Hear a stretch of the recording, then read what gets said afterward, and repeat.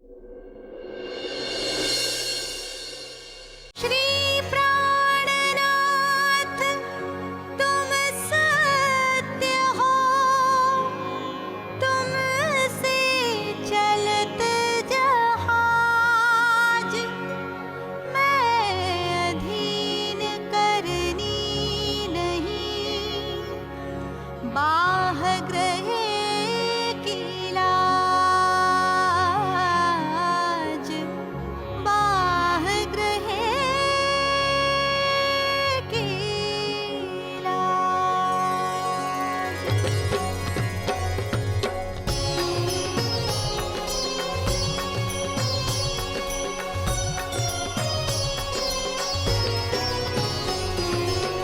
पूर्ण ब्रह्म ब्रह्म से न्यारे, आनंद अखंड अपार मेरे वाला जी, आनंद अखंड अपारे, आनंद अखंड अपारे।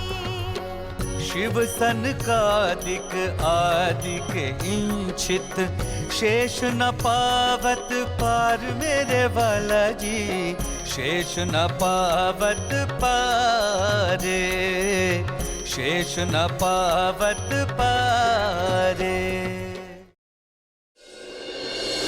जिनके चरणों में अनंत ज्ञान, प्रेम, आनंद और शांति का सागर लहरा रहा है, जिनकी कृपा के सागर की एक बूंद से ही समस्त ब्रह्मांड को अखंड मुक्ति का उपहार मिला है, जिनके हृदय से प्रवाहित होने वाली तारतम वाणी की अमृत धारा समस्त विश्व को अपने आंचल में समेट लेने वाली है, जिनको अपने हृदय मंदिर में बसा लेने पर एकरूपता का मधुर एहसास होता है, उस प्राणेश्वर, प्राण प्रियतम, प्राण वल्लभ, प्राण जीवन, प्राणनाथ के चरणों में हमारा सर्वस्व समर्पण है। हमारी अंतरात्मा की यही पुकार है, बस तू ही तू है, तू ही तू है, तू ही तू है।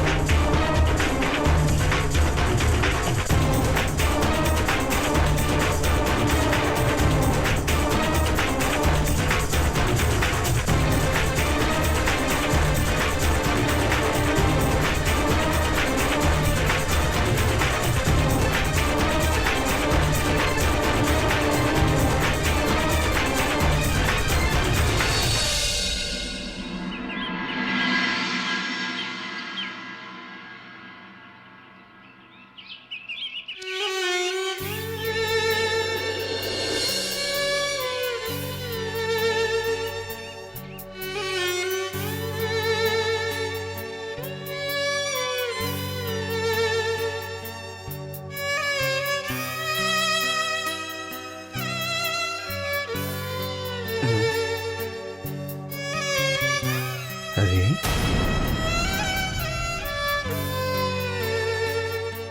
ये कौन लेटा है? देखता हूं मैं।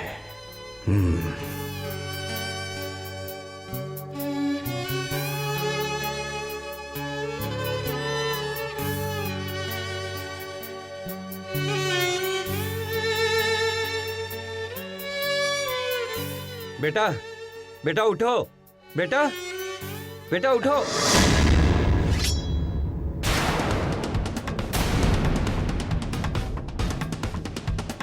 कौन है आप और क्या चाहते हो?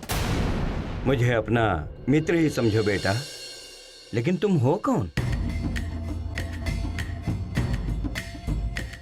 मैं छत्रसाल हूं, वीर चंपत राय का बेटा।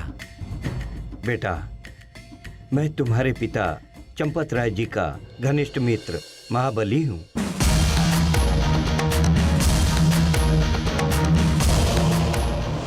बेटा, एक बात और याद रखना, देलवाड़ा में महाबली पटेल नाम के तुम्हारे पिताजी के एक बहुत ही विश्वसनीय साथी हैं। उन्हें मैंने तुम्हारे नाम से अमानत के रूप में अपने आभूषण, कुछ नकदी और एक घोड़े का बछड़ा दिया है। भविष्य में किसी भी मुसीबत की स्थिति में तुम उनके पास चले जाना और उनसे वो वस्तुएं प्राप्त कर लेना।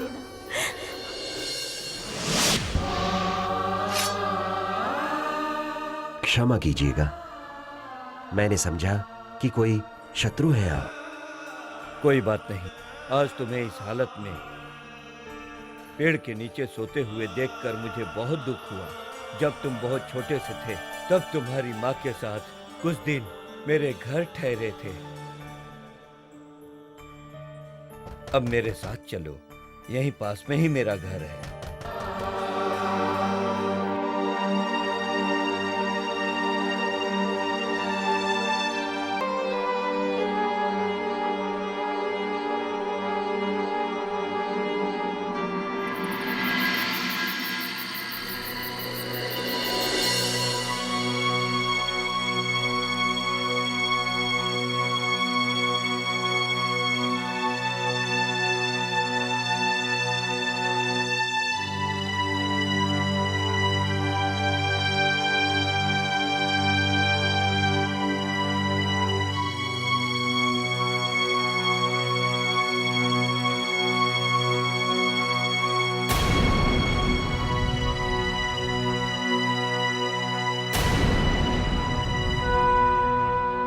मुझे आज भी याद है बेटा, तुम्हारी माँ ने कितने लाड प्यार से तुम्हें पाला था।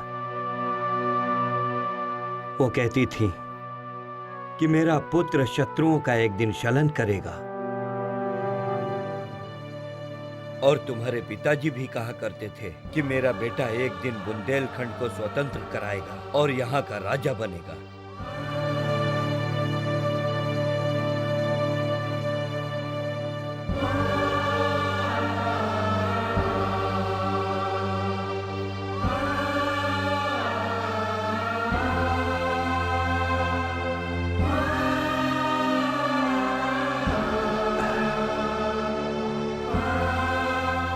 काकाश्री, मैं मुगलों के विरुद्ध संघर्ष तो करना चाहता हूं, किंतु क्या करूं? माता पिता के जाने के बाद मैं स्वयं को अकेला और बहुत असहाय महसूस कर रहा हूं। तुम चिंता मत करो बेटा, मैं तुम्हारी हर प्रकार की सहायता करूंगा। और वैसे भी तुम्हारी माँ ने मेरे पास अमानत के रूप में अपने गहने, नकदी आदि रखवाए थे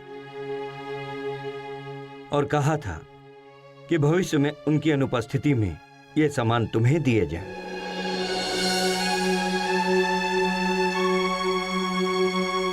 लो,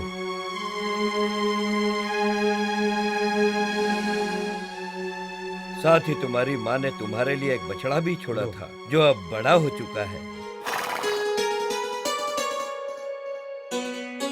काकाश्री,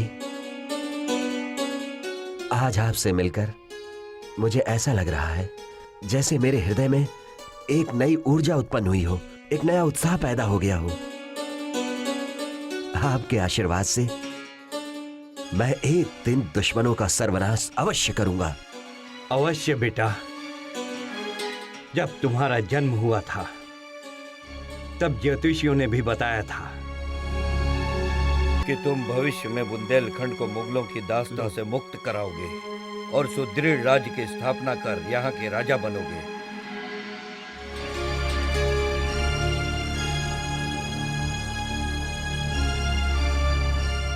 किंतु काकाजी, क्या आप बता सकते हैं कि मेरे पिता के साथ विश्वासघात किसने किया था? किसने उनका सिर काटकर निर्मम हत्या की थी? वो विश्वासघाती है लोकपाल सिंह ढंढेरा। हाँ बेटा, उसी ने हीरा देवी से 1.25 लाख रुपए मिलने के लालच में गद्दारी की थी।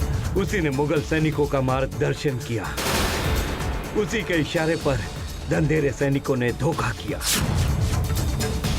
और जब शत्रुओं से घिर जाने पर तुम्हारे माता पिता ने स्वयं अपनी छाती में खंजर मारकर अपनी जीवन लीला समाप्त कर दी।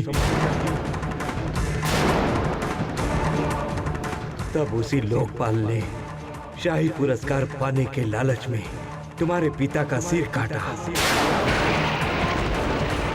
और उसे बादशाह औरंगजेब के पास दिल्ली ले गया।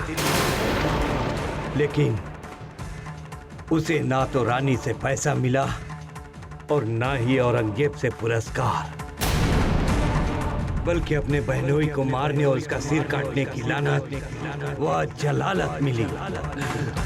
उस देशद्रोही, विश्वासघाती लोकपाल सिंह धंधेरे को तो मैं ऐसी सजा दूंगा कि दुनिया देखेगी कि विश्वासघाती का अंजाम क्या होता है।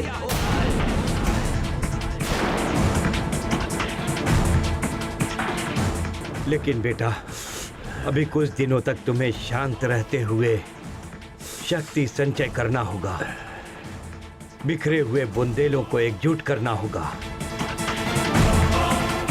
और उचित अवसर पर ही स्वतंत्रता संग्राम शुरू करना होगा। आप ठीक कह रहे हैं काका श्री, हम ऐसा ही करेंगे। अब आप हमें आज्ञा दीजिए।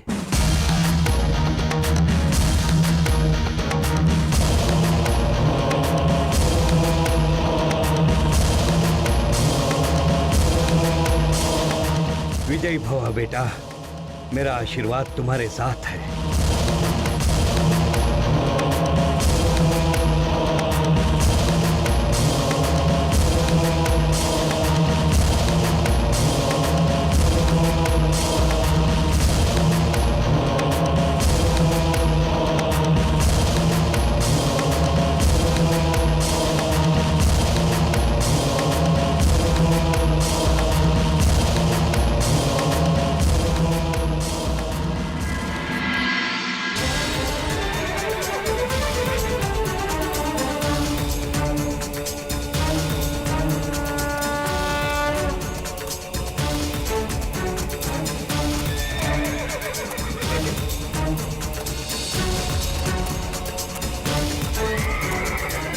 छत्रसाल की मां के द्वारा दिया हुआ वो घोड़ा बहुत ही साहसी और स्वामी भक्त था।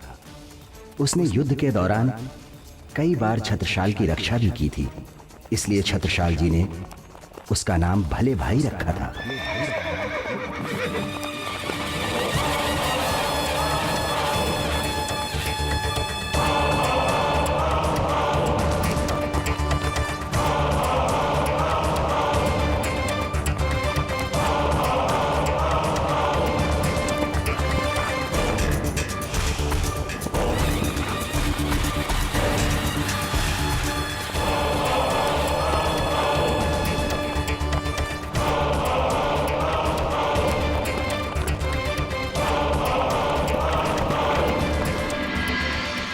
महेवा आकर उन्होंने अपने पिता के विशेष सहयोगियों व साथियों से संपर्क किया। अपने रिश्तेदारों को स्वतंत्रता संग्राम के लिए आह्वान किया, किंतु मुगलों के विरुद्ध तलवार उठाने का किसी का भी साहस नहीं हुआ। तब उन्होंने अपने बड़े भाई अंगद राय और कुछ हम उम्र साथियों को मिलाकर एक छोटी सी टोली बनाई। वे सब साथ मिलकर युद्ध अभ्यास किया करते थे।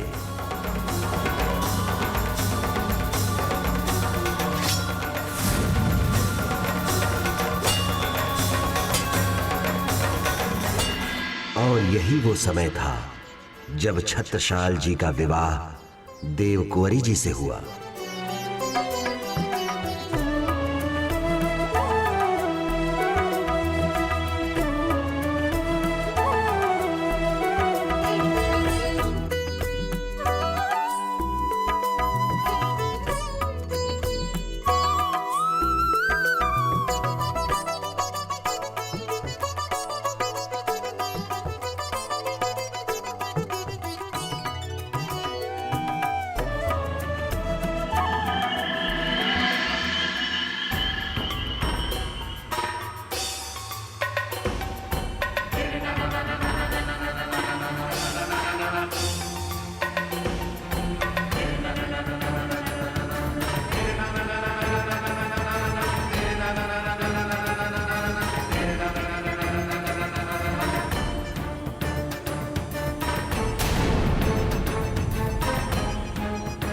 क्या बात है स्वामी? आज आप बहुत चिंतित दिखाई दे रहे हैं। हाँ देवकुमारी, मेरे दिल में विचारों का संघर्ष चल रहा है। मैं निर्णय नहीं ले पा रहा हूं कि मैं क्या करूं। आप अपनी परेशानी मुझे बताइए, शायद निर्णय लेने में मैं आपकी कुछ सहायता कर सकूं। मुझे सूचना मिली है कि मुगलों की विशाल सेना आमेर के राजा मिर्जा जयसिंह के नेतृत्व में दक्षिण की ओर प्रयाण कर रही है।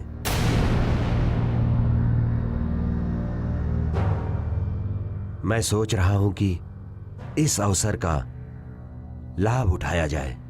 किंतु किस तरह स्वामी? मुगलों की सेना में शामिल होकर। देवकुमारी, मुगलों की सेना में शामिल होकर हमें यह जानने को मिलेगा कि मुगलों की युद्ध नीति क्या होती है। मुगल सेना युद्ध किस प्रकार करती है, वो कैसे शत्रु के किले को घेरते हैं, उनकी दुर्बलता क्या है, वो किस प्रकार बड़ी बड़ी सेनाओं का संचालन करते हैं। देवकुमारी, इससे हमें भविष्य में उचित रणनीति बनाने में सहायता मिलेगी। ये तो बहुत ही उत्तम योजना है स्वामी। फिर ये निर्णय लेने में आपको दिक्कत क्यों हो रही है?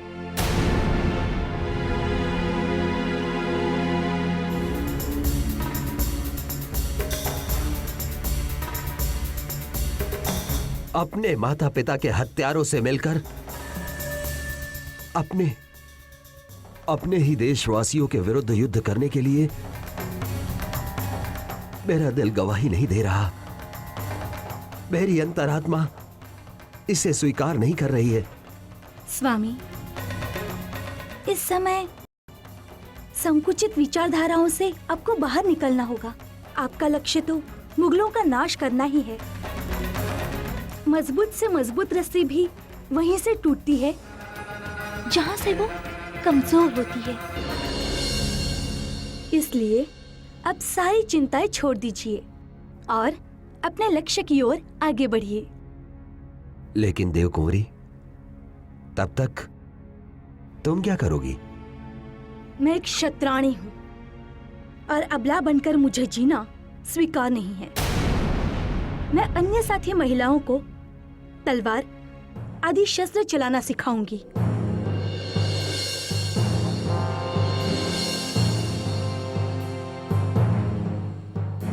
और जन जागृति का प्रयास करूंगी। देवकुमारी, बहुत खूब। तुम्हारी ये बात सुनकर मुझे बहुत खुशी हुई।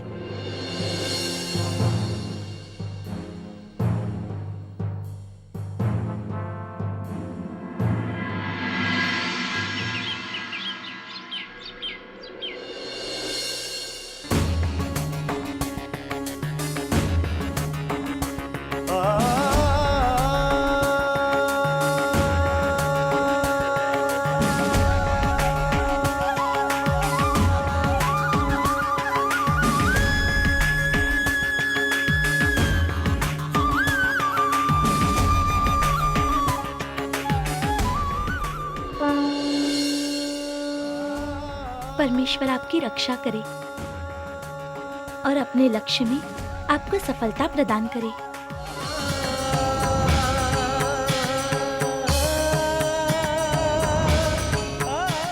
हमारे आने तक आप अपना ख्याल रखना। मैं आपका इंतजार करूंगी। चलिए।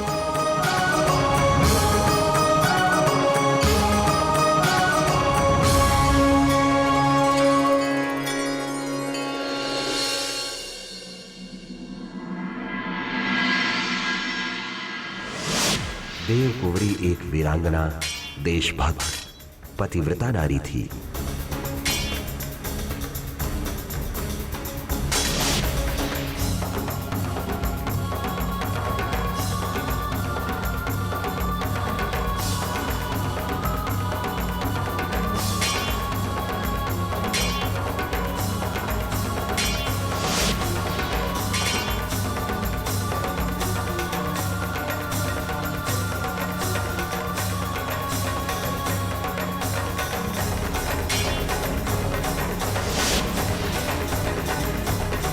इस प्रकार छत्रसाल जी और उनके साथी 2 वर्ष तक मुगल सेना में रहे और अच्छी तरह से उनके युद्ध नीति और कमजोरियों का निरीक्षण किया।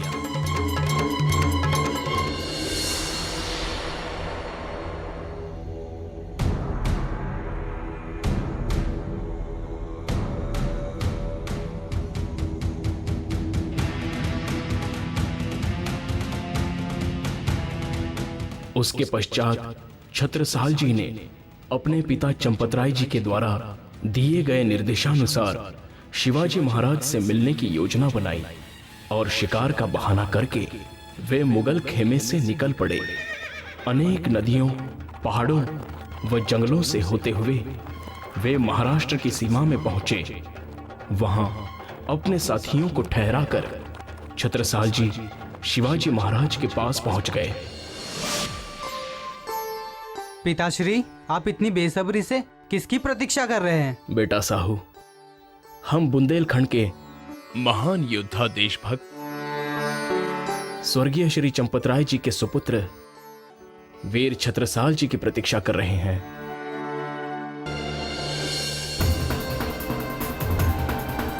आओ कुमार छत्रसाल, हम आपकी ही राह देख रहे थे।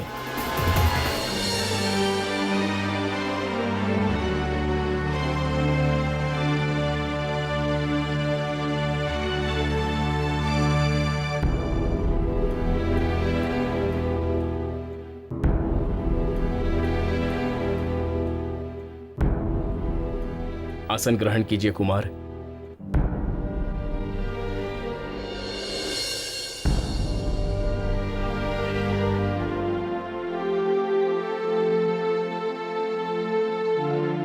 कहिए कुमार, आपकी यात्रा तो सुखद रही? आपके दर्शन करके सारी थकान जाती रही, किंतु मेरे मन में एक जिज्ञासा हो रही है कि आपको मेरा नाम किस तरह मालूम हुआ, जबकि मैं आज आपसे पहली बार मिल रहा हूं।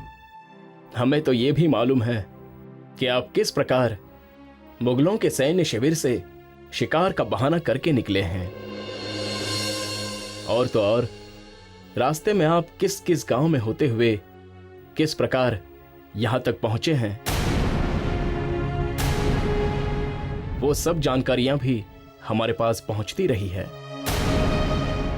हमारे राज्य की व्यवस्था ही कुछ ऐसी है कि प्रत्येक दिन प्रत्येक दिशा से संदेशवाहक हमारे पास आते हैं। ये तो सचमुच आश्चर्यजनक है।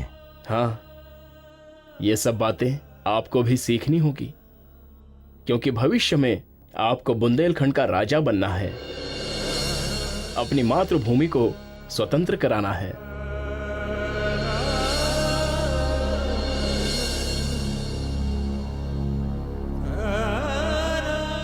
धर्म व प्रजा की रक्षा करनी है।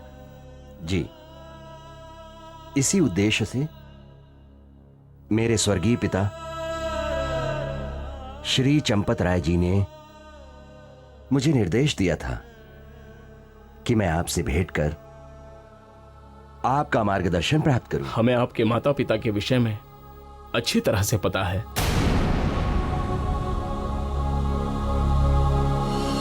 वे बहुत वीर, पराक्रमी और महान योद्धा थे। उनकी निर्मम मृत्यु की खबर पाकर मुझे बहुत दुख हुआ था। यदि उन्हें बुंदेलखंड के अन्य शासकों का सहयोग मिला होता तो आज का इतिहास कुछ और होता। आप सत्य कह रहे हैं। अपने ही भाई जब विश्वासघात करने लगते हैं तब देश व धर्म की रक्षा करना कठिन हो जाता है। यह बहुत ही चिंताजनक स्थिति है कुमार। हमारे देश के बड़े बड़े व्यक्तियों व शूरवीरों को भी आज शत्रु और मित्र का ज्ञान नहीं है। हमारे ही कई भाई चांदी के कुछ टुकड़ों के लालच में हमारे देश व धर्म के दुश्मन मुगलों की सेवा कर रहे हैं और हमारे धर्म की जड़ें खोद रहे हैं। यवन हमारी ही तलवार से हमारा गला काट रहे हैं। किंतु इस स्थिति से निकलने का कोई तो उपाय होगा। इसका उपाय यही है कि जो लोग स्वार्थवश मातृभूमि से द्रोह कर रहे हैं उन्हें दंडित किया जाए। जो लोग मुगलों के डर के कारण उनका साथ दे रहे हैं या चुपचाप बैठे हैं, उनमें विश्वास पैदा किया जाए कि मुगल अजय नहीं है। इसके लिए हमें क्या करना होगा? इसके लिए आपको मुगलों से निरंतर संघर्ष करना होगा। प्रारंभ में आपको थोड़े से ही साधनों के द्वारा सफलता प्राप्त करके दिखानी होगी।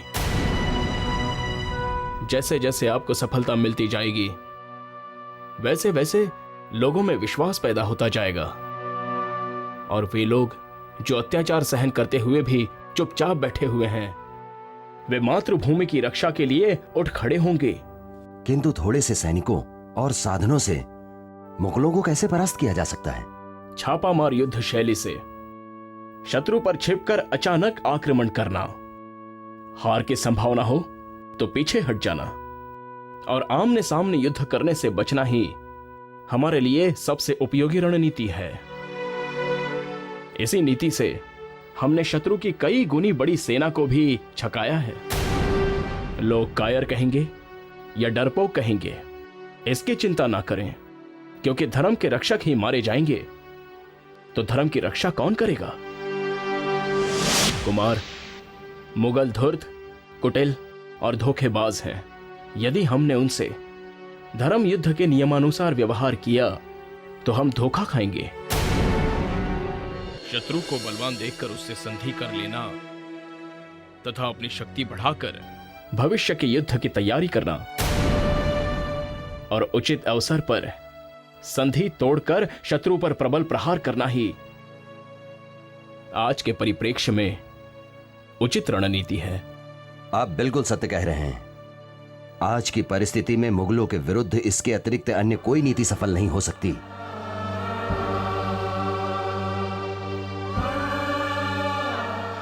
आपसे मिलकर आज मुझे बहुत गर्व महसूस हो रहा है महाराज।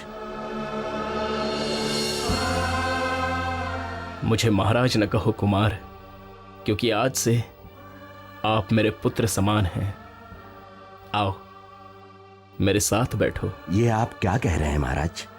मैं आपके साथ आपके आसन पर कैसे बैठ सकता हूं? जब मैंने तुम्हें अपना पुत्र कह दिया तो फिर संकोच कैसा? आओ बैठो।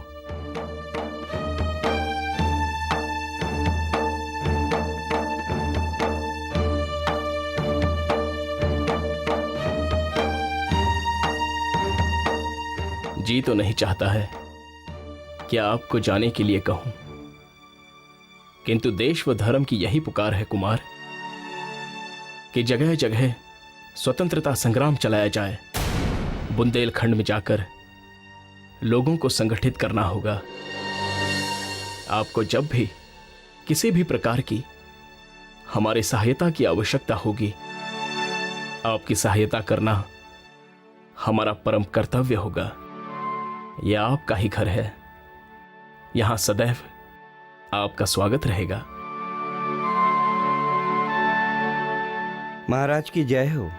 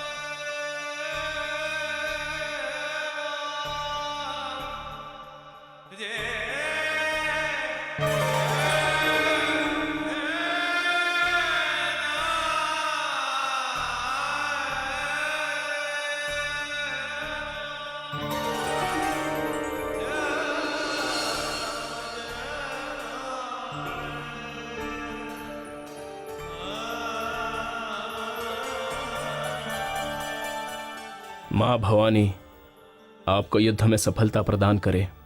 विजयी भव।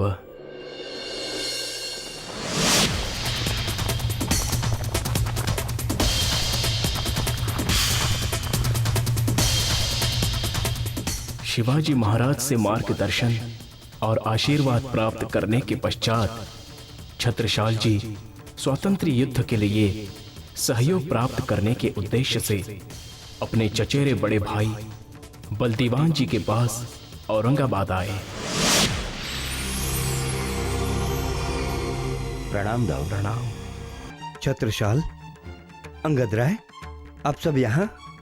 आज आप सबको यहाँ देखकर मुझे इतनी खुशी हो रही है कि मैं बता भी नहीं सकता। आइए बैठिए। दाऊ, हमें भी आपसे मिलकर बहुत खुशी हुई दाऊ। कहो छत्रसाल, यहाँ अचानक कैसे आना हुआ? दाऊ, हम सब यहाँ आपके पास आज विशेष उद्देश्य से आए हैं। हम सब ने मुगलों के विरुद्ध स्वतंत्र युद्ध छेड़ने का निश्चय कर लिया है। स्वतंत्र युद्ध? किंतु क्यों? दाऊ, देश और धर्म की स्थिति तो आप अच्छी तरह से जानते हैं। किस तरह मुगल हमारे ही देश में घुसकर हमारी प्रजा पर, हमारे धर्म पर और हमारी संस्कृति पर अत्याचार कर रहे हैं। दाऊ, हम कैसे बोल सकते हैं? कैसे इन मुगलों ने इनका विरोध करने पर हमारे पिता चंपत राय और सुजान राय की निर्मम हत्या की थी। हाँ दाऊ, हमने निश्चय किया है कि अब हम विधर्मी मुगलों की गुलामी नहीं करेंगे, क्योंकि वे हमारी ही तलवार से हमारे ही भाई की हत्या करना चाहते हैं। इसलिए हमने शाही मनसब व मुगलों की सेवाएं त्याग दी हैं। जब से पिताजी हमें छोड़कर गए हैं दाऊ, तब से पल पल मेरे हृदय में विद्रोह की ज्वाला जल रही है। उनको दिया हुआ वचन बार बार याद आ रहा है। आपके आशीर्वाद से पिताजी, मैं एक दिन अवश्य विधर्मियों का नाश करूंगा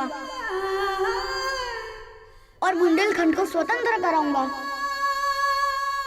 मेरे जीवन का बस यही एक लक्ष्य होगा। दाऊ, आप हम सब में बड़े हैं, इसलिए हम सब चाहते हैं कि स्वतंत्र युद्ध हम सब भाई मिलकर आपके नेतृत्व में करें, जिस प्रकार हमारे पिता चंपत राय और सुजान राय ने साथ मिलकर स्वतंत्र युद्ध छेड़ा था। आप सबका निर्णय तो अति उत्तम है, किंतु मुगलों की विशाल शक्ति के सामने टक्कर लेना कोई आसान भी नहीं है। परमेश्वर के सहयोग के बिना यह कार्य असंभव है। इस धर्म युद्ध में जुड़ने के पहले मैं मंदिर जाकर भगवान का आदेश लेना चाहता हूं। आप सब मेरे साथ चलिए।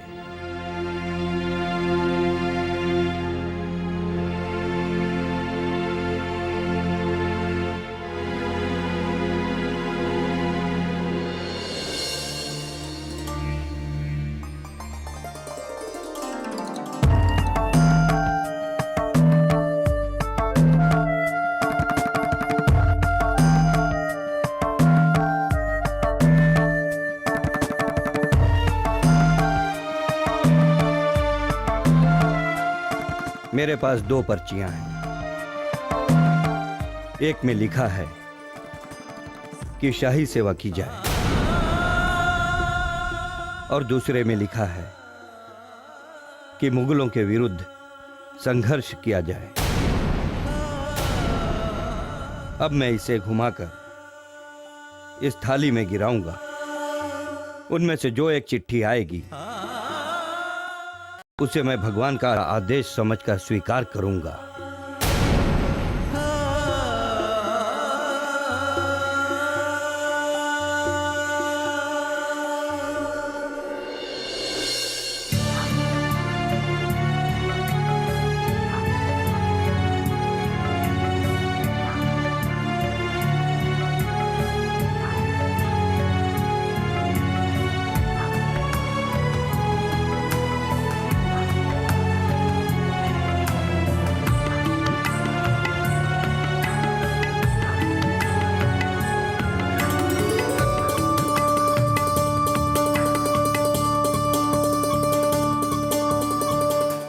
बेटी इधर आओ।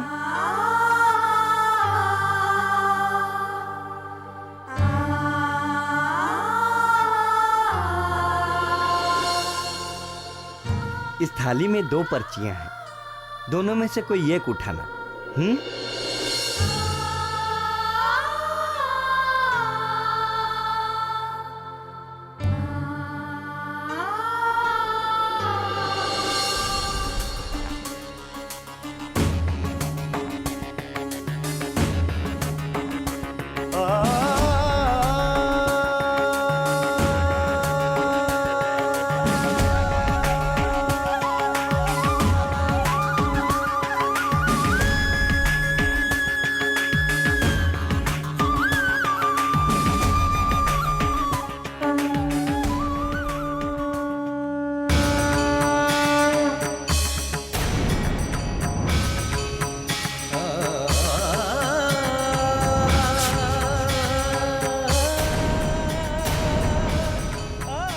दाऊ, क्या लिखा है पर्ची में?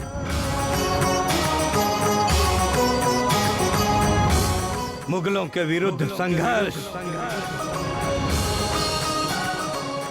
अब मैं मुगलों के विरुद्ध संघर्ष में आप सबका तन मन धन से पूर्ण सहयोग दूंगा। हम सब मिलकर अपनी मातृभूमि को मुगलों की दास्ता से मुक्त कराएंगे और मुगलों को अपनी धरती से खदेड़ देंगे। भारत माता की जय! जय जय बुंदेलखंड! जय जय बुंदेलखंड! वीर बुंदेला! वीर बुंदेला! वीर बुंदेला! वीर बुंदेला! वीर बुंदेला! वीर बुंदेला! इस प्रकार बलदीवान जी का साथ पाकर छत्रसाल और उनके साथी अपूर्व उत्साह और जोश से भर गए और बुंदेलखंड वापस आकर अपने संगठन को मजबूत करने का प्रयास करने लगे। बलदीवान अपने गांव बगौता जाकर जन जागृति करने का प्रयास करने लगे और छत्रसाल महवा और आसपास के क्षेत्रों में घूमकर बुंदेलों को धर्म युद्ध के लिए प्रेरित करने लगे। मेरे वीर बुंदेले भाइयों, मातृभूमि तुम्हें पुकार रही है। देश और धर्म की रक्षा के लिए आगे आओ। कब तक इन मुगलों की गुलामी करते रहोगे? कब तक उनके अत्याचार चुपचाप सहन करते रहोगे? भाइयों, याद करो कैसे इन मुगलों ने राजा जुझार सिंह और उनके पुत्रों की निर्मम हत्या की थी। यदि हम अब भी सावचेत नहीं हुए तो कल हमारे देश व धर्म की स्थिति इससे भी भयावह होगी, इससे भी भयावह। किंतु बेटा, मुगलों के विशाल सेना का हम मुट्ठी भर लोग कहां तक सामना कर पाएंगे? इतिहास साक्षी है काका, इतिहास साक्षी है। शुरू में छोटे छोटे दिखने वाले संगठनों ने ही बड़े बड़े असंभव कार्यों को संभव कर दिखाया है। और काका, अगर बुंदेलखंड को स्वतंत्र कराना है तो किसी न किसी को हिम्मत करके शुरुआत तो करनी होगी। भाई, मुगलों से दुश्मनी लेना हमारे बस की बात नहीं है। हमारे परिवार हैं, बच्चे हैं। अरे काका, मेरी बात तो सुनो। भाइयों,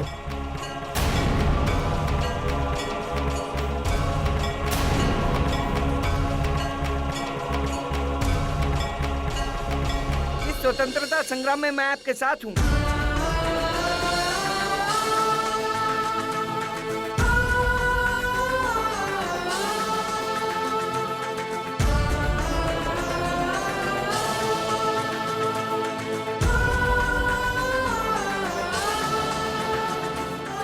मुगलों के विरुद्ध इस संग्राम में आपका स्वागत है। स्वागत है मेरे भाई। बड़े चलो तुम, बड़े चलो तुम वीर महान। रुको नहीं तुम, झुको नहीं तुम, निर्भय वीरों की संतान। सदा हाथ में ध्वजा रहे और दल वीरों का सजा रहे, कदम न पीछे हटने पाए, चाहे चले ही जाएं प्राण। इस प्रकार छत्रसाल जी ने गांव-गांव घूमकर जन जागृति पैदा करने का बहुत प्रयास किया। इन अथक प्रयासों के बाद 25 सिपाहियों की एक छोटी सी टुकड़ी तैयार हुई। इनमें राव धुरमंगद, भानु भट्ट के अतिरिक्त 2 मुस्लिम साथी भी थे। बाधाएं मिट जाएं, हो संकल्प अडिग चट्टान। तब छत्रसाल जी ने अपनी माताजी के द्वारा दिए गए आभूषणों को बेचकर 4 घोड़े और कुछ सैन्य सामग्री की खरीदी की। इसके पश्चात वे अपने बड़े भाई रतन शाह को धर्म युद्ध के लिए प्रेरित करने के उद्देश्य से उनके गांव बिजौरी गए।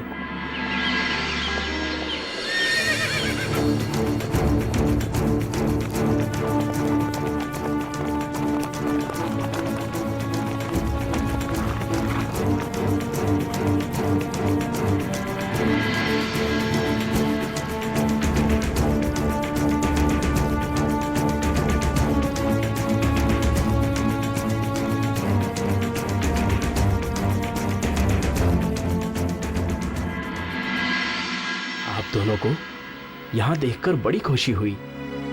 कहो कैसे आना हुआ? दाऊ, हमने मुगलों के विरुद्ध स्वतंत्र युद्ध छेड़ने का निश्चय किया है। बहुत दिन हो गए उचित अवसर की प्रतीक्षा करते करते और मुगलों का अत्याचार सहन करते करते। दाऊ, हम चाहते हैं कि मुगलों के विरुद्ध इस संग्राम में आप भी हमारा साथ दें। अच्छा, कितने सैनिक हैं तुम्हारे पास? कितने घोड़े हैं? कितनी बंदूकें हैं और कितनी तोपें हैं? आप तो बिना दीवार के चित्र बनाना चाहते हो। गिने चुने सैनिकों की सहायता से मुगलों की विशाल अस्त्र शस्त्रों से सुसज्जित सेना का कहां तक सामना कर पाओगे? मुसीबत के समय ऐसा कौन सामर्थ्यवान है जो तुम्हारी रक्षा कर सकेगा? वही सारे संसार का स्वामी, सर्वशक्तिमान सर्वेश्वर प्रभु ही हमारी रक्षा करेंगे। और वैसे भी दाऊ, हमें तो केवल अपने कर्तव्य का पालन करना है। सफलता और असफलता तो उसके हाथ में है। यदि वो चाहेंगे तो हमें सफलता अवश्य प्राप्त होगी।